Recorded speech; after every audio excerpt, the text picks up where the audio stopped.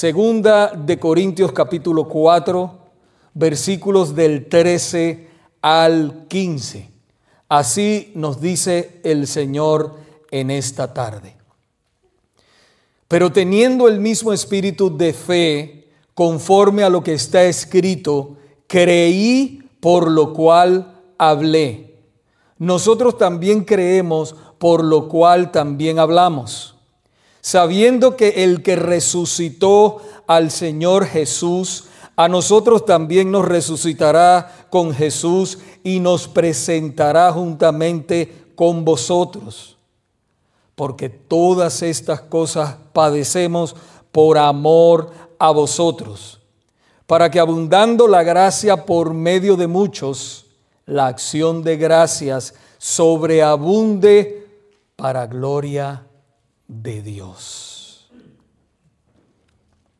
Oremos juntos de nuevo. Padre, una vez más venimos delante de tu presencia, pidiéndote, Señor, que prepares la tierra de nuestros corazones.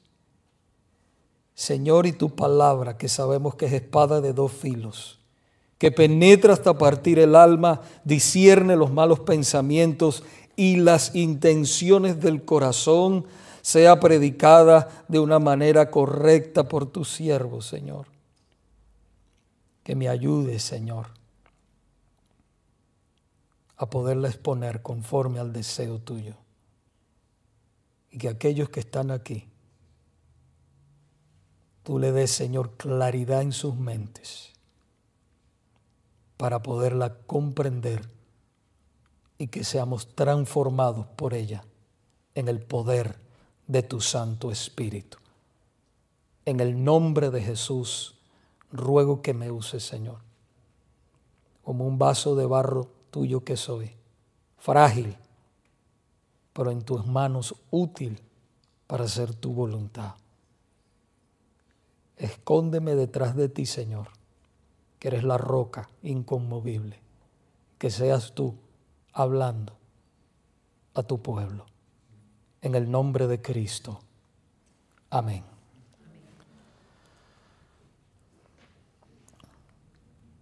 Laura era una joven cristiana que decía siempre: yo tengo fe en que Dios me va a dar una casa nueva este año.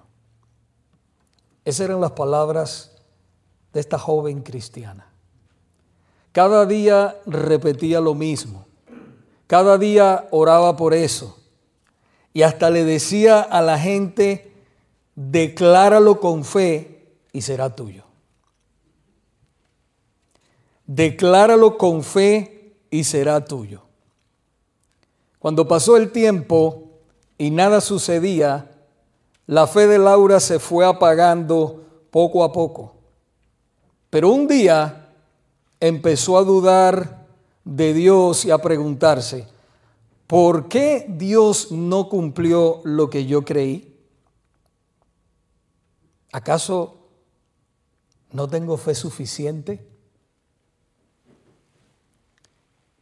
Un día, leyendo su Biblia, llegó a Romanos capítulo 10, versículo 17, que dice: así que la fe es por el oír, y el oír por la palabra de Dios.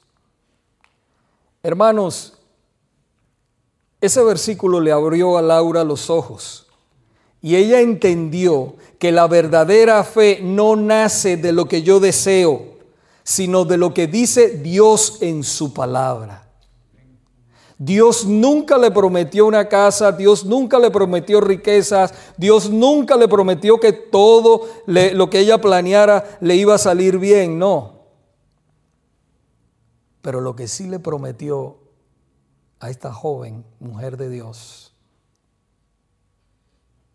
era algo infinitamente mejor. Le prometió que estaría con ella en toda circunstancia, Hebreos capítulo 13, versículo 5. Que supliría todas sus necesidades, Filipenses 4, 19. Y que todas las cosas cooperarían para bien de ella, Romanos 8:28. Ese día Laura lloró, pero lloró de gozo. Su fe cambió en ese momento de dirección. Ya no era una fe en lo que quería ella obtener, sino en la fe de Dios, en la fe de lo que Dios había revelado en su palabra. Laura ya no decía, yo tengo fe de que Dios me dará lo que yo pido. No, sino que ella ahora decía, tengo fe en que Dios hará su voluntad perfecta en mi vida y eso me basta. Hermanos, la fe verdadera, bíblica, no está puesta en nuestros deseos. No está puesta en nuestras circunstancias, en las circunstancias que nos rodean, sino en la poderosa e infalible palabra de Dios. Esa es la clase de fe de la que nos habla nuestro Señor Jesucristo en su palabra hoy. Pablo, inspirado por el Espíritu Santo, nos dice que la fe que él tenía no estaba fundada en las circunstancias, no estaba fundada en sus deseos, sino en la palabra de Dios, que es el ancla segura para nuestras vidas. Hoy, Iglesia de Cristo, veremos 3 verdades bíblicas que nos ayudarán a comprender mejor que la fe bíblica no tiene nada que ver con nuestros deseos ni con nuestras circunstancias, sino en lo que Dios ha revelado en su palabra. Ustedes han oído eso mucho, no, pero ten fe, ten fe. ¿Pero fe en qué? Cuando usted le pregunta, ¿fe en qué? No, en fe en ti mismo en que lo vas a lograr. Bueno, el incrédulo puede decir eso, pero un hijo de Dios, una hija de Dios, no. La fe de nosotros, mis hermanos, está anclada en la palabra de Dios. Si no está anclada en la palabra de Dios, tarde o temprano usted se va a caer. Tarde o temprano usted se va a frustrar, porque es una fe, es algo, una fe que usted cree en usted mismo, en lo que usted declara, y el mundo piensa de esa manera. Cuidado, esa no es la fe bíblica. Basados hoy, hermanos, en 2 Corintios capítulo 4, versículos del 13 al 15. Vamos a dividir estas 3 verdades en número 1, la fe verdadera no guarda silencio. Número 2, la resurrección de Cristo garantiza la nuestra. Y número 3, los sufrimientos de los siervos de Dios benefician a la iglesia. La fe verdadera no guarda silencio. Vaya allí de nuevo a su Biblia en 2 Corintios 4:13 y lea conmigo. Pero teniendo el mismo espíritu de fe, conforme a lo que está escrito, creí por lo cual hablé. Nosotros también creemos, por lo cual también hablamos. Es importante saber que cuando Pablo dice, pero teniendo el mismo espíritu de fe, no se refiere al Espíritu Santo, sino a una actitud. Usted lo ve ahí también con letra minúscula. Pablo tenía una actitud de fe hacia la palabra de Dios. Pablo estaba totalmente seguro de que la palabra de Dios es verdadera y era la única que podía traer esperanza a los perdidos. Y sigue siendo así. Así que Pablo da respuesta a los críticos de su predicación a través del lenguaje del salmista en el Salmo 116, versículo 10, que dice, creí, por tanto hablé. ¿Qué habló? El Evangelio. Pablo no podía callar la verdad del Evangelio a pesar de sus grandes aflicciones por predicarlo. Su amor por Dios y sus hermanos, su compromiso y fe inquebrantable lo impulsaban a predicar exactamente esa verdad, sin disfrazarla, hermanos, sin maquillarla, como lo hacían los falsos maestros y los hacen también hoy.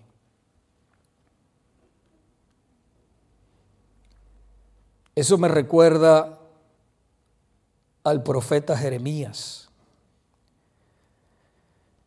que fue escogido por Dios para proclamar el mensaje divino de arrepentimiento a su pueblo. Un pueblo rebelde que se había apartado de Dios. Y por causa de su mensaje, por causa de proclamar la palabra de Dios, Jeremías sufrió muchísimo en manos de los líderes de su nación, líderes incrédulos. Por causa de esta persecución tan terrible que enfrentaba Jeremías. Jeremías llegó al punto de negarse a predicar la palabra de Dios por un tiempo. Imagínese un hombre llamado por Dios y negarse a predicar la palabra de Dios. Imagínese el sufrimiento que él estaba pasando. Por eso él escribió en Jeremías capítulo 20, versículo 9, no me acordaré más de él, hablando de Dios, ni hablaré más en su nombre. Pero mire lo que continúa diciendo. No obstante, había en mi corazón como un fuego ardiente metido en mis huesos. Traté de sufrirlo y no pude.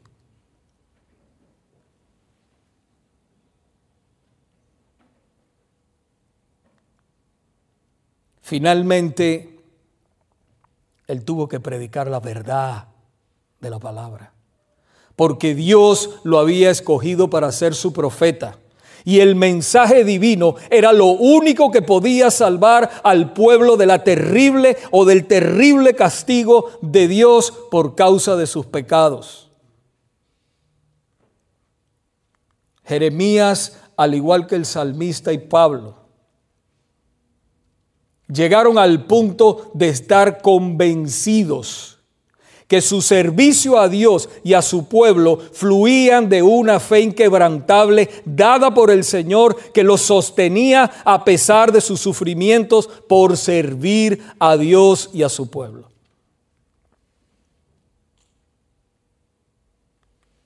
Pablo expresó su compromiso de predicar esta verdad tan grande en 1 Corintios capítulo 9 versículo 16, cuando dijo: pues si anuncio el evangelio, no tengo por qué gloriarme, porque me es impuesta necesidad, y ay de mí si no anunciar el evangelio. Hubo un hombre que sufrió el mismo conflicto espiritual y físico que Jeremías, que Pablo y que muchos de los hermanos a través de los siglos de la era de la iglesia hasta hoy. Les estoy hablando del reformador Martín Lutero. La historia cuenta que corría el año 1521 y este fue convocado por las autoridades eclesiásticas y el rey Carlos V. Y fue convocado a compadecer en un juicio de la dieta de Worms en Alemania. Se le imputaba el cargo de ser un hereje según ellos. Y decían según ellos que él torcía las sagradas escrituras. En el juicio se le pedía que se retractara de sus escritos o la condena era la muerte. Martín pidió un día para pensarlo. Y al otro día, al hacerle la misma pregunta, Martín Lutero, ¿se retracta usted de todo lo que ha escrito en contra de la iglesia romana? Sus respuestas, hermanos, fueron estas palabras: a menos que se me convenza mediante el testimonio de las Escrituras o por razones evidentes, ya que no creo ni al Papa ni a los concilios solos, puesto que es evidente que a menudo han errado y se han contradicho entre sí, estoy sujeto a los textos de la Sagrada Escritura que he citado, y mi conciencia está cautiva por la palabra de Dios. No puedo ni quiero retractarme de nada, porque no es seguro ni correcto actuar contra la conciencia. Aquí estoy. No puedo hacer otra cosa. Que Dios me ayude. Amén. Esas fueron las palabras del reformador Martín Lutero. Y hermanos, esto impulsó la reforma protestante de la que nosotros somos parte hoy. Un hombre con una conciencia atada a la palabra de Dios. Un hombre dispuesto a morir por la verdad del Evangelio de Cristo. Un hombre lleno del poder de Dios. Pero un hombre también de carne y hueso como nosotros. Y con el mismo Espíritu Santo que nosotros.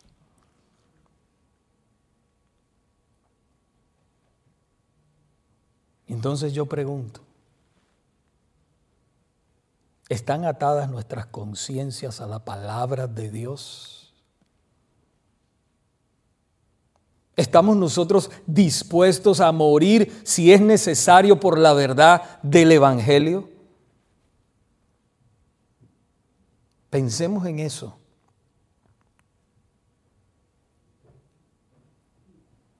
Este es el grado de compromiso que tuvo Pablo, que tuvo Martín Lutero y que han tenido muchos cristianos que han pasado y pasan, hermanos, por momentos terribles de aflicción, pero que nunca han negado ni han dudado de la palabra de Dios. La pura verdad es el Evangelio de Cristo. No lo han negado.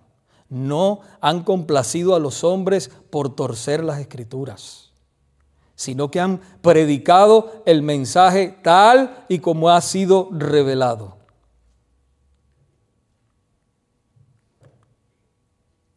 Pablo tenía la seguridad de que Dios lo libraría de la muerte. ¿Cómo Pablo sería librado de la muerte? Porque tenía fe en una realidad futura. Y usted me dirá, pastor, pero es que el apóstol Pablo murió. Es verdad, él murió. Pero la fe de él estaba puesta en la resurrección. La resurrección de todos los que verdaderamente se han arrepentido de sus pecados y han creído en Cristo Jesús para salvación de sus almas. Esa era la esperanza del apóstol y debe ser también la esperanza de nosotros como hijos de Dios. No hay duda de eso, hermanos. Nosotros no somos como los incrédulos que no tienen esperanza. Nosotros tenemos una esperanza viva, que más allá del cielo, en un tercer cielo, habita un Creador que nos está esperando a usted y a mí. Estar ausentes del cuerpo, dice la palabra, es estar en la presencia de Dios. Y no hay duda de eso.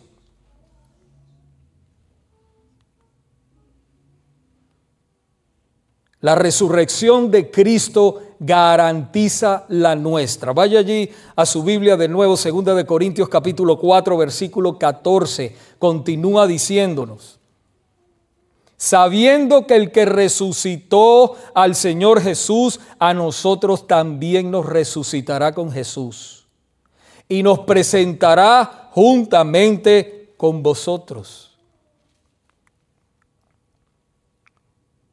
Pablo no le temía a la muerte porque él sabía que había esperanza para todos los que creían y creerían en Cristo Jesús.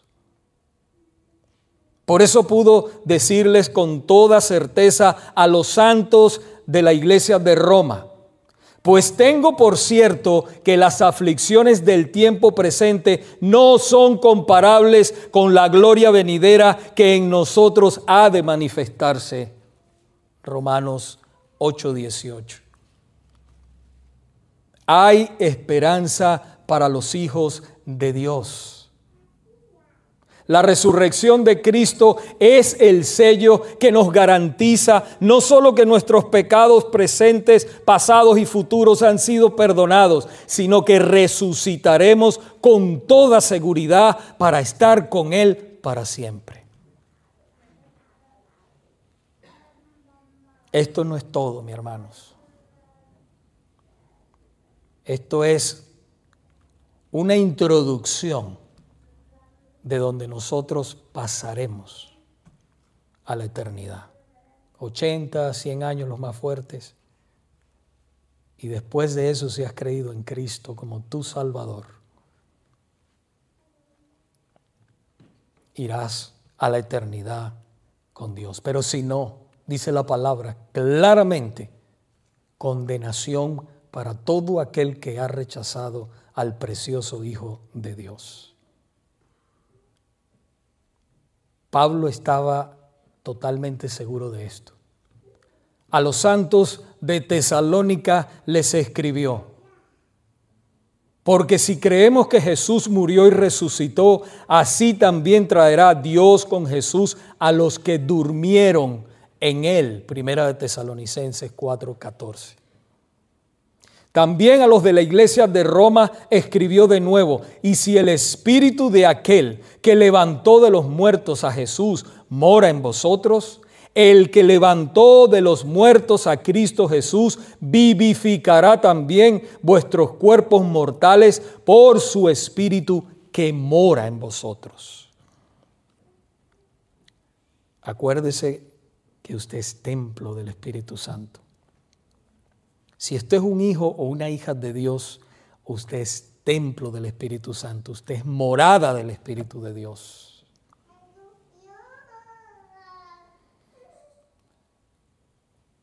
Una y otra vez el apóstol ratifica la esperanza de la resurrección para nosotros, sus hijos. Una y otra vez, mis hermanos, por toda la Biblia.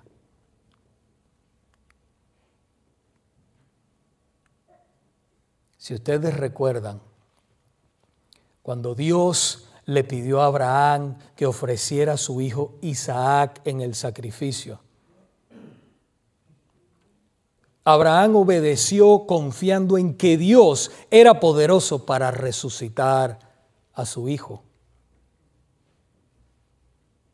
En la carta a los Hebreos capítulo 11 versículos 17 al 19 nos dice: por la fe Abraham, cuando fue probado, ofreció a Isaac, y el que había recibido las promesas ofrecía su unigénito, habiéndosele dicho: en Isaac te será llamada descendencia, pensando Dios es poderoso para levantar aún de entre los muertos, de donde en sentido figurado también le volvió a recibir.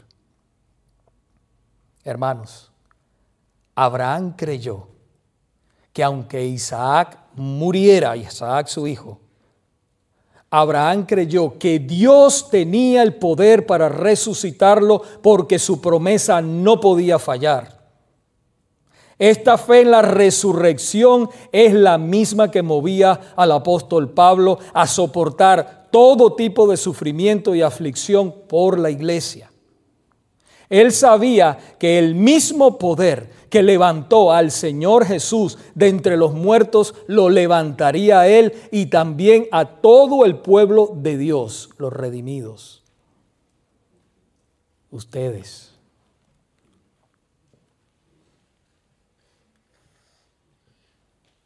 Hermanos, fortalezcámonos en fe verdadera, que es una fe en la palabra de Dios y no en las circunstancias o en nuestras emociones. No temamos, hermanos.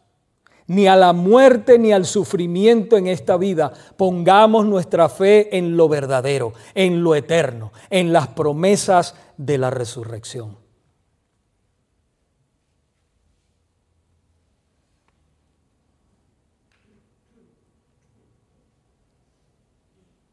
El mismo poder que resucitó a nuestro Señor Jesucristo nos levantará a nosotros también, hermanos.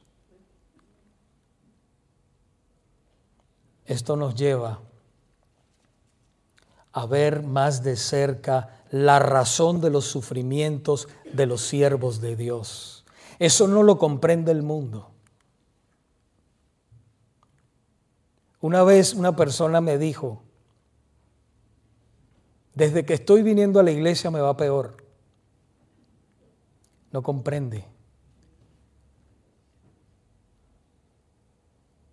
No es el falso evangelio, ¿verdad?, que se predica en muchas partes, donde te dice ven a Cristo y toda tu vida se va a arreglar. Eso no es verdad.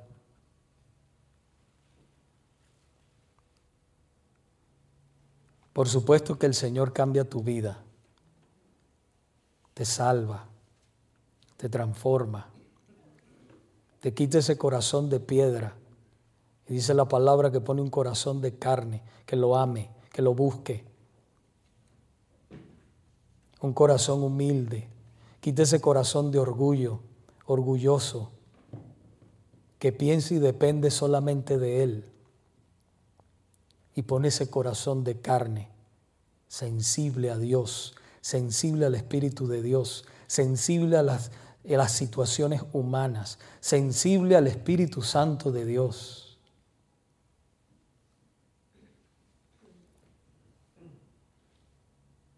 Por eso el Señor dijo: el que quiera venir en pos de mí, niéguese a sí mismo, tome su cruz y sígame.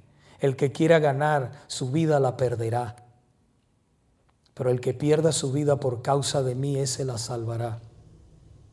Es una paradoja. Eso para la mente humana no tiene sentido, pero para Dios sí. Para aquellos que hemos sido salvos por el poder de Dios, eso sí tiene sentido. Aquellos que hemos dejado todo por causa de Cristo. Como el apóstol Pablo dijo: con Cristo estoy juntamente crucificado. Mas ya no vivo yo, vive Cristo en mí. Y lo que vivo ahora lo vivo en la fe del Hijo de Dios, el cual me amó y se entregó por mí. El precio que Cristo ha pagado por nosotros es demasiado alto.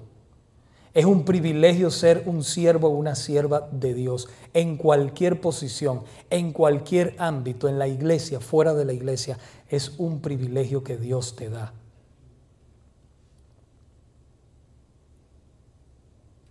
No hay palabras para describirlo. Los sufrimientos de los siervos de Dios benefician a la iglesia. Su vida es olor fragante para el Señor, donde quiera que usted esté. Cuando usted está viviendo el Evangelio, sin hablar, muchas veces usted está predicándolo con su testimonio. Un testimonio tiene más poder que 1000 palabras.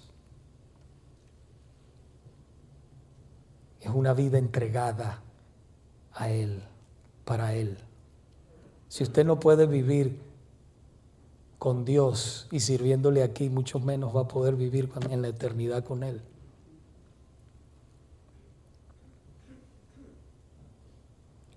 Segunda de Corintios capítulo 4 versículo 15 continúa diciéndonos: porque todas estas cosas padecemos por amor a vosotros. El apóstol Pablo hablándole a la iglesia.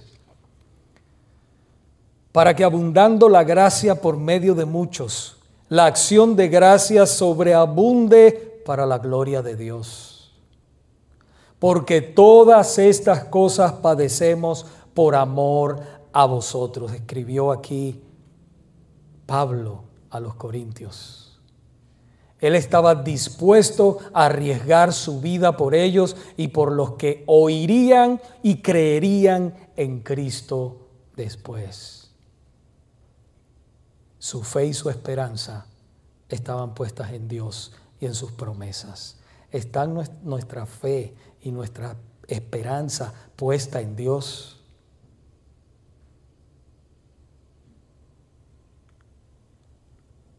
Por eso hacemos tanto hincapié, hermanos, en que la palabra, como dice la palabra, abunde, la palabra de Cristo abunde en vosotros. Sé que debemos ser renovados, nuestras mentes deben ser renovadas por la palabra de Dios para que pensemos correctamente y este mundo no nos haga una influencia negativa.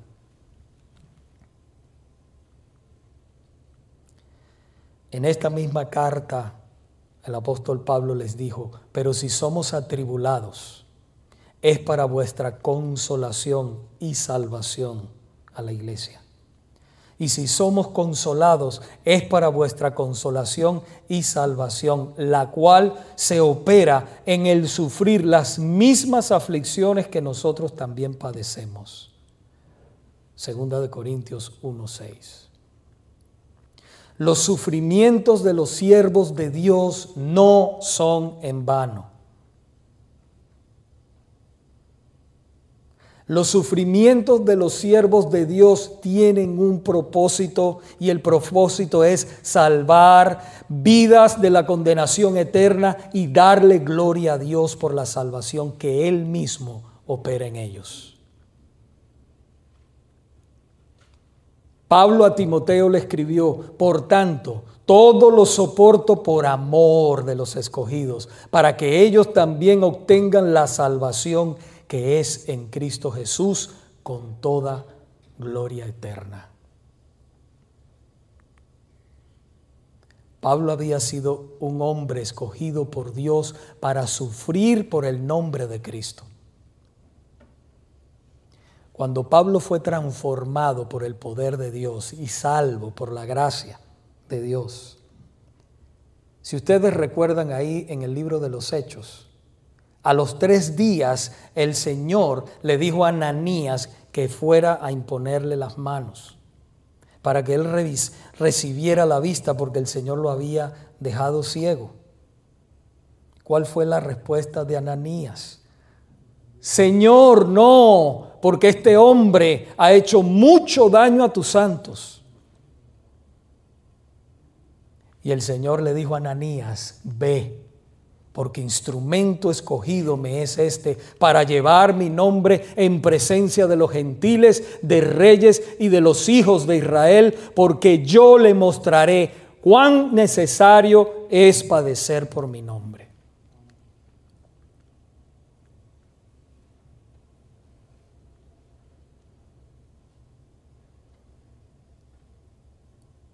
Ese es el llamado que el Señor también nos hace a nosotros, hermanos. Tal vez no vamos a pasar lo que pasó Pablo o lo que están pasando muchos hermanos en otras naciones, perseguidos, torturados. Tal vez eso no sea lo que Dios tiene para nosotros, pero sí vamos a pasar cierto grado de persecución, de rechazo. Todos los que quieran vivir piadosamente en Cristo Jesús recibirán persecución.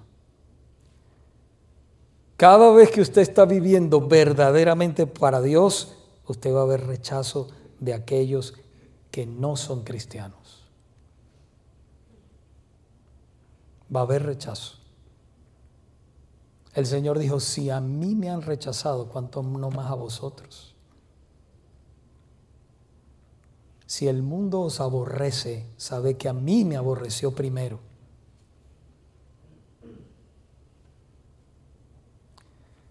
Este versículo 15 que venimos exponiendo, 2 de Corintios capítulo 4, versículo 15, nos muestra la doble intención de Pablo al predicar el Evangelio.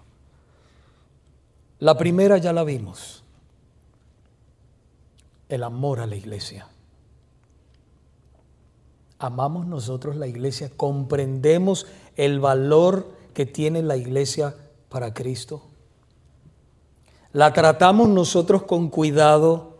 No estoy hablando de estas 4 paredes, déjenme aclarar. Esto no es la iglesia es usted.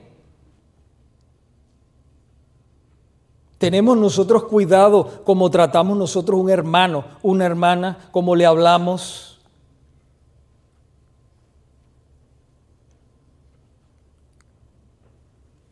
Es la iglesia de Cristo. Usted es la iglesia de Cristo. La segunda nos dice, para que abundando la gracia por medio de muchos, la acción de gracias sobreabunde para gloria de Dios. Esta última significa que más y más almas redimidas le den gloria a Dios por todas las bendiciones espirituales recibidas. Efesios capítulo 1, versículo 4 al 6 nos dice, según nos escogió en Él antes de la fundación del mundo, para que fuésemos santos y sin mancha delante de Él, en amor, habiéndonos predestinado para ser adoptados hijos suyos por medio de Jesucristo, según el puro afecto de su voluntad, para alabanza de la gloria de su gracia, por la cual nos hizo aceptos en el amado, para la gloria de Él. Mientras más almas se salvan, esas almas le dan gloria a Dios. ¿Usted se acuerda cuando usted era inconverso? Usted no le daba gloria a Dios nada. Sin saberlo le daba gloria era al diablo. Esa era la verdad. Le dábamos gloria al diablo con nuestras actitudes, con nuestra boca, con nuestra manera de ser.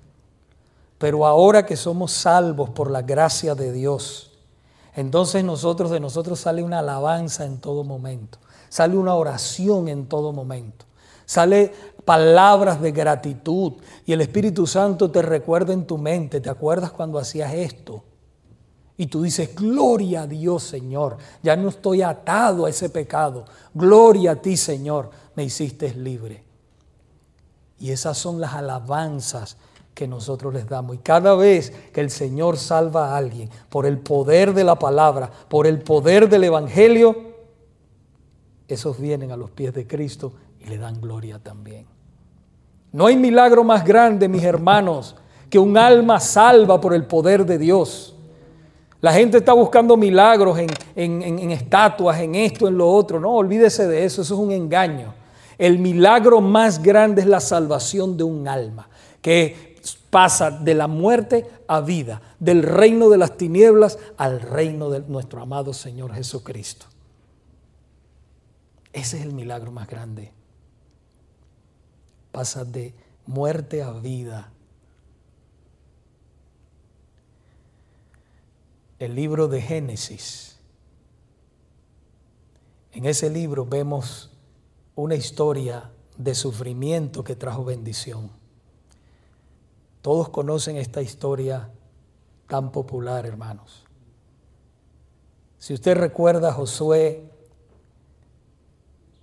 fue vendido por sus hermanos y acusado injustamente y encarcelado. Humanamente parecía que todo estaba perdido. Hasta él pensaba que todo estaba perdido.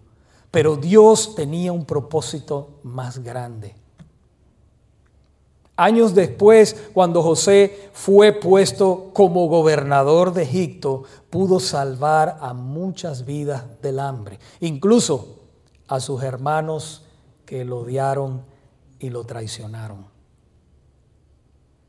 Cuando sus hermanos temieron por sus vidas, José les dijo, Génesis 50:20, vosotros pensasteis mal contra mí, mas Dios lo encaminó a bien para hacer lo que vemos hoy, para mantener con vida a mucho pueblo. Siempre Dios tiene un propósito más grande que el de nosotros. Nosotros miramos hasta ahí nada más, pero Dios tiene un propósito más grande. La cosa está, hermanos, en que nosotros nos abandonemos en sus manos. Muchas veces hay muchas personas, cristianos, frustrados porque no se les da lo que ellos quieren. Es que no se trata de ti. Se trata de Dios y de lo que Él te ha creado hacer en esta vida. La oración, como hacía Laura, no era para ella, no era para sus deseos. Es que Dios me prometió una casa. No, Dios no te prometió una casa. Dios no te prometió un carro, eso no te prometió Dios. Ahora, Él sí prometió que estaría contigo hasta el fin del mundo. He aquí yo estaré con vosotros hasta el fin del mundo, dijo el Señor. Y Él tiene un camino trazado para cada uno. Cuando nosotros caminamos con esa seguridad y oramos y decimos, Señor, que se haga tu voluntad. No es que a veces decimos en la oración, Señor, que se haga tu voluntad, pero estamos haciendo, Señor, que se haga tu voluntad. No, tu voluntad. Entonces somos libres de la ansiedad. Somos libres de la presión. Y entramos en la perfecta voluntad de Dios. Señor, lo que tú quieras, yo lo voy a hacer. Porque quiero glorificarte con mi vida.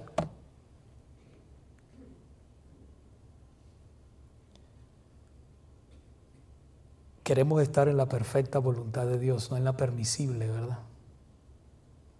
En la permisible pareciera que uno llevara un caballo empujado a cuestas. Imagínese un caballo que usted lo esté subiendo, empujando por una montaña.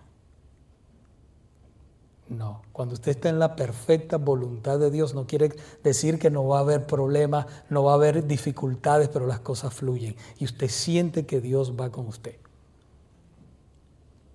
Otra cosa que mucha gente también se frustra es porque se comparan con otros. Viva su propia carrera, corra su propio camino y dele gloria a Dios como Dios bendice a su hermano. Lo que está sucediendo con él o con ella no es lo mismo que Dios tiene para usted. Tal vez parecido, pero no es lo mismo. Cuando usted comprende eso y usted tiene esa seguridad de quién es usted en Cristo, cuál es su misión en este mundo y hacia dónde va, ya usted tiene la carrera ganada. Está en la perfecta voluntad de Dios. José entendió lo mismo que Pablo expresa en 2 Corintios capítulo 4, versículo 15. El sufrimiento de los hijos de Dios por causa de servir a Cristo es el medio por el cual recibe gracia. Nosotros recibimos la gracia de Dios y después que la recibimos le damos gloria y honra a Él. Ningún hijo o hija de Dios sufre en vano. Ninguno. Los testimonios bíblicos, la historia de la iglesia y aún la iglesia en este tiempo son testigos que cuando los hijos de Dios sufren por vivir y predicar el evangelio, otros son alcanzados por la gracia divina y las acciones de gracias se multiplican de aquellos que son salvos. Empiezan a darle gloria a Dios igual que nosotros. Su vida, hermanos, ahora salvos, es una alabanza a Dios. Sus vidas. Por eso dice el apóstol en el capítulo 12 que presentemos nuestros cuerpos como sacrificio vivo, santo, agradable a Dios, que es vuestro culto racional.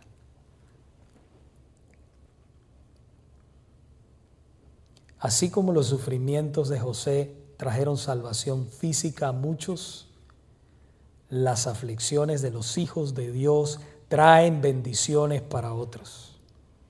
Por eso usted no sufre en vano. Y todo eso, hermanos, resulta para más gloria para Dios. Antes de irnos, quisiera que recordáramos 3 cosas importantes. Número 1, debemos proclamar el evangelio a los perdidos sin temor ni vergüenza. Dejemos los resultados a Dios. Dejémosle los resultados a Dios. Número 2, no temamos a la muerte ni al sufrimiento en esta vida. Pongamos nuestra fe en lo verdadero, en lo eterno, en las promesas de nuestro Señor Jesucristo, en la resurrección.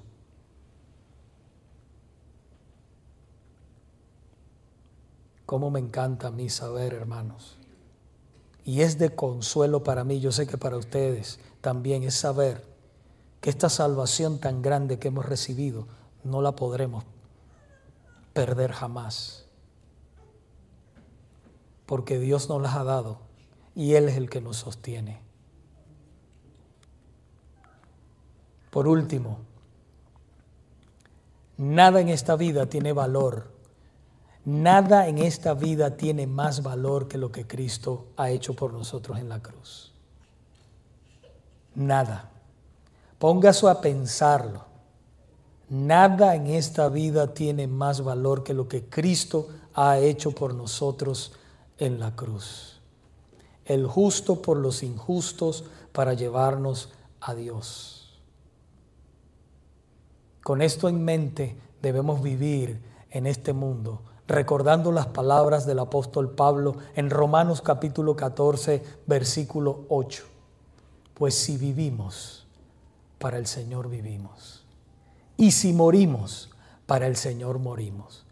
Así pues, sea que vivamos o que muramos, del Señor somos.